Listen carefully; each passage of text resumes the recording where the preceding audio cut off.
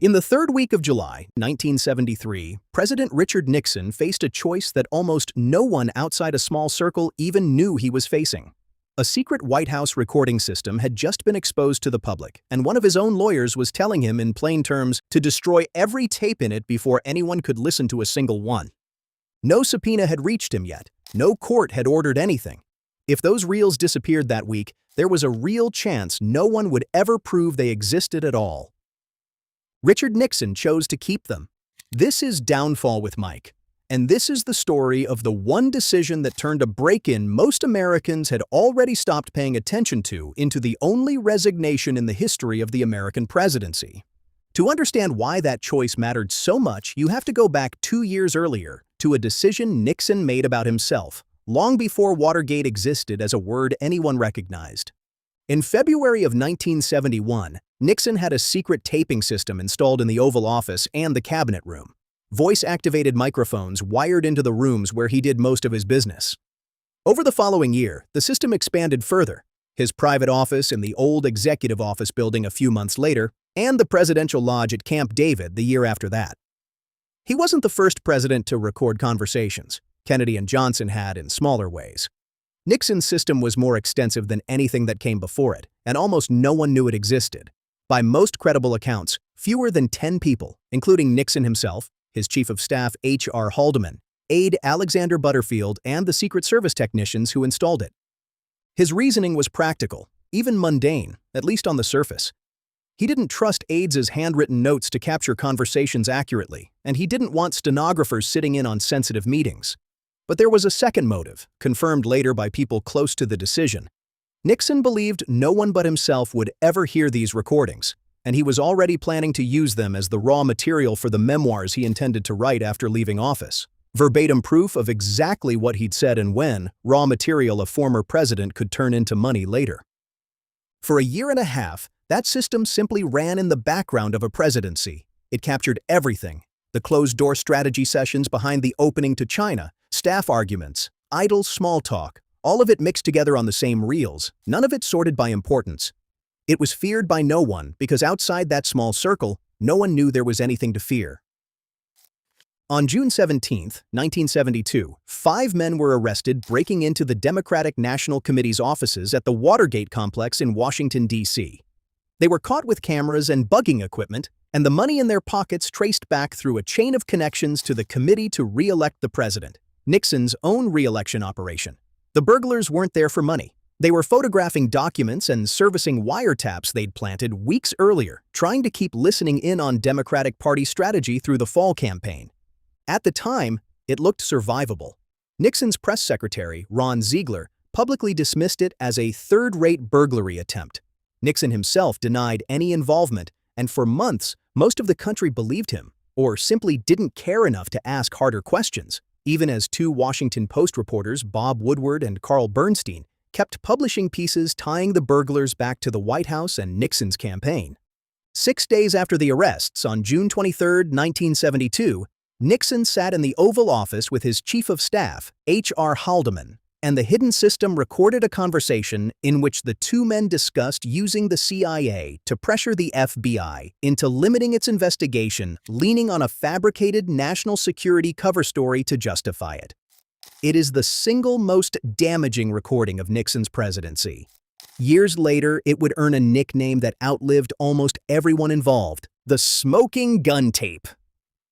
In November of that same year, 5 months after the break-in, and less than 5 months after that exact conversation was recorded, Nixon won re-election in one of the largest landslides in American history, carrying 49 of 50 states. The tape existed.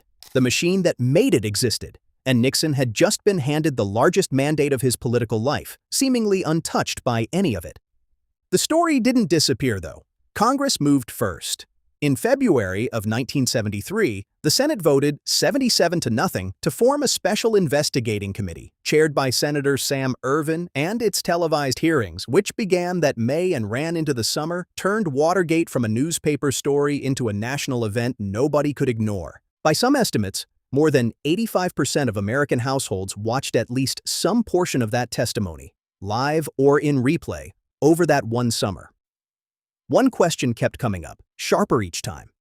How did the White House seem to know, in such precise detail, what had been said in private conversations months earlier? The answer came from a White House aide named Alexander Butterfield. On July 13, 1973, in a private interview with Senate committee staff, investigator Donald Sanders finally asked the question directly, was there any kind of taping system in the president's office? Butterfield later said he'd been hoping nobody would ask. Then he told them everything. 3 days later, on July 16th, in live televised testimony in front of the full committee, Republican counsel Fred Thompson asked Butterfield to confirm it publicly, and the country learned in real time that the President of the United States had been secretly recording his own White House for over 2 years. For the first time, there was a way to know, with certainty, whether Nixon had told the truth about Watergate.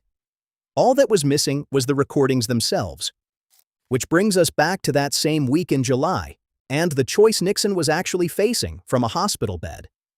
He was recovering from viral pneumonia at Bethesda Naval Hospital when the tapes became public knowledge, and for 2 straight days, the debate over what to do with them happened almost entirely without him in the room. White House counsel J. Fred Buzzard pushed for destroying the tapes outright, convinced they were too dangerous to survive. Fellow counsel Leonard Garment, alongside Chief of Staff Alexander Haig, argued the other way.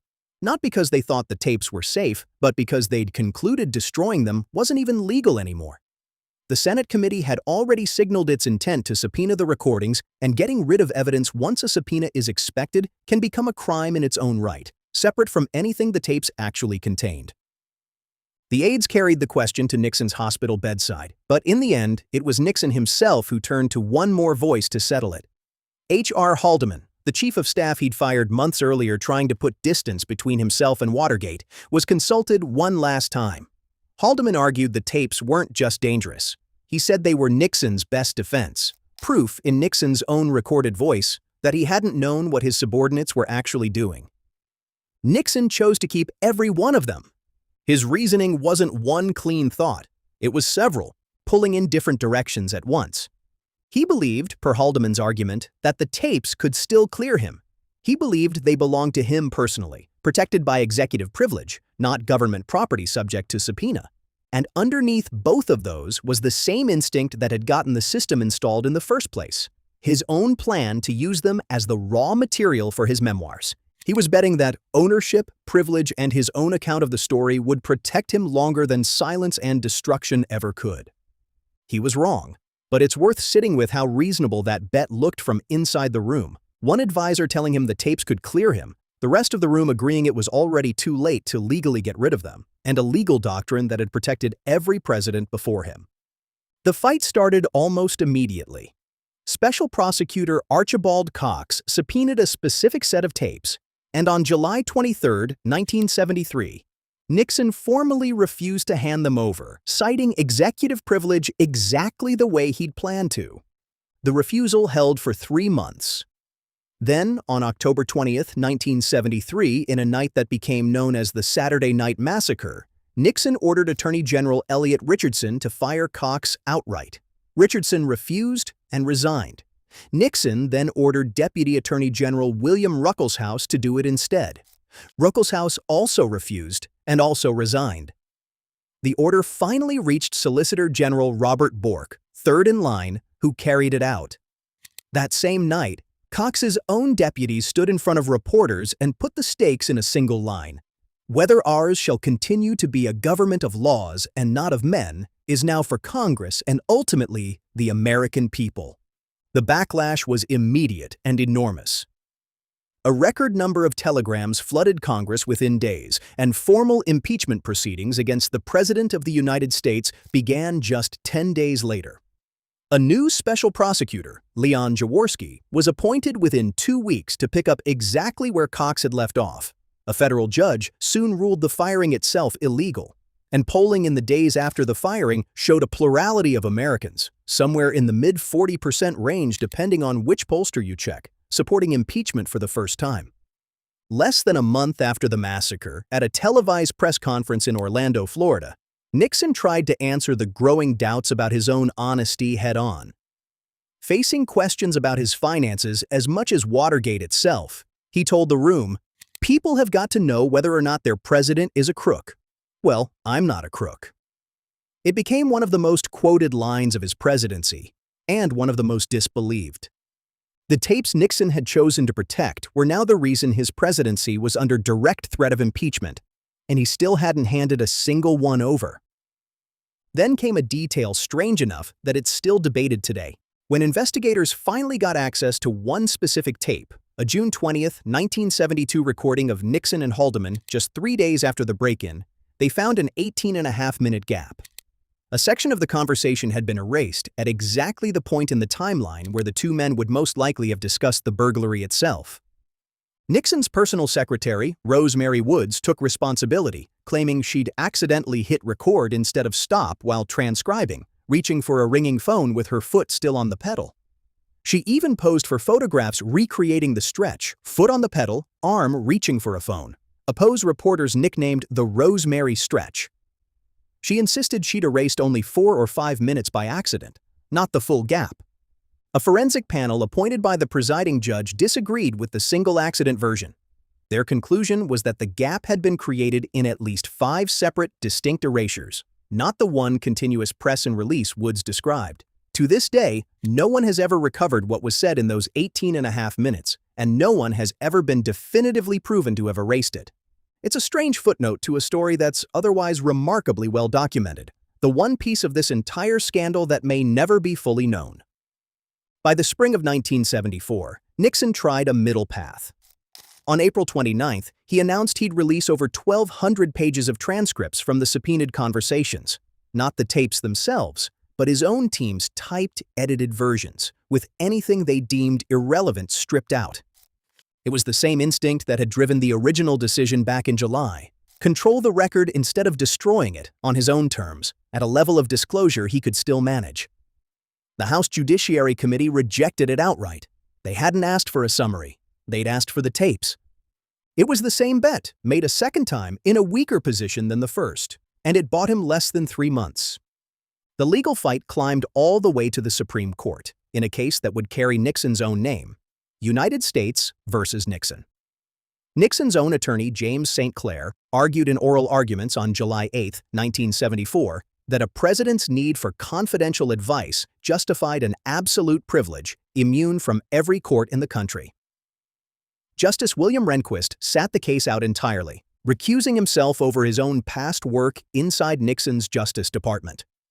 16 days later, on July 24, 1974, Chief Justice Warren Burger delivered a unanimous opinion, 8-0, rejecting that argument outright. The court's reasoning was direct. A president's general interest in confidentiality could not override the specific demands of a criminal prosecution. No privilege was absolute enough to put his private conversations permanently out of reach, not even in a case that could end his presidency. 12 days after that ruling, on August 5th, Nixon released one of the ordered recordings, the June 23, 1972 conversation, The Smoking Gun. In it, Nixon could be heard, in his own voice, directing his chief of staff to use the CIA to shut down the FBI's investigation. It was the exact thing he'd spent over 2 years publicly denying.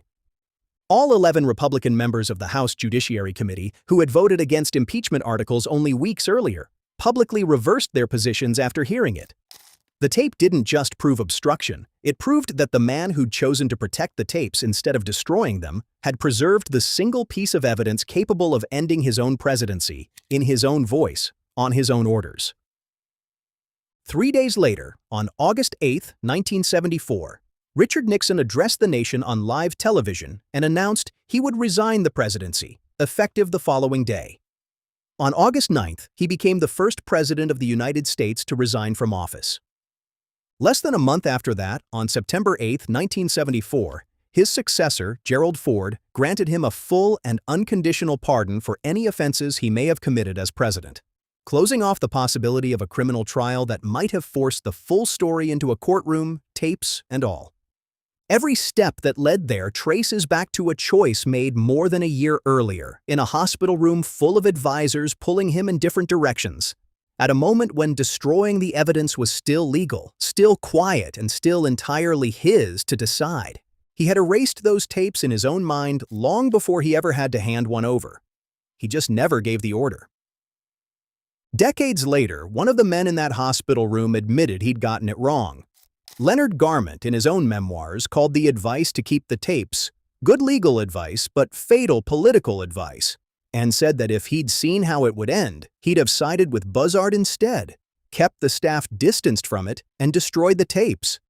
Even one of the advisors who helped save the tapes eventually agreed the tapes were the mistake. Every downfall has one hinge point. Nixon's wasn't the break-in. It wasn't even getting caught. It was a private choice made days before anyone could force his hand to keep the one thing capable of proving what he'd done, because he believed, right up until it stopped being true, that it would protect him instead. Every other president who ever kept private recordings walked away from office with them intact. Nixon is the only one who didn't, and the reason traces back to a machine he built to protect his legacy that ended up destroying it instead. This is Downfall with Mike. Subscribe for more deep dives into the single decisions that ended the men and women who thought they were untouchable.